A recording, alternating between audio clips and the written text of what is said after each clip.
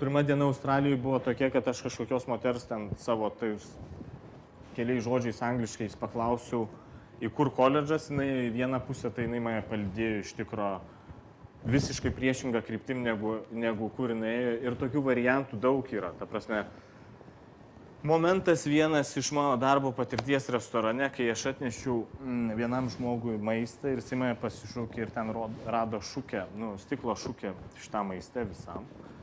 Ir jūs galite įsivaizduoti dažniausiai, kas atsitiktų Lietuvoje, ar ne?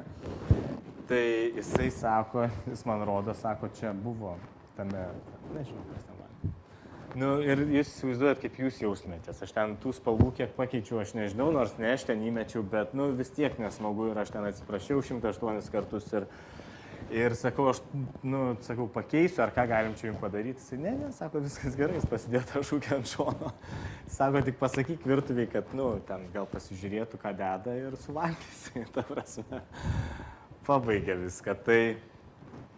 Tai tikrai atmosfera yra kita ir dirbau restorane kokius 2-3 metus, neskaitant savininko ūmaus charakterio graiko, aš neturėjau jokių problemų su klientais.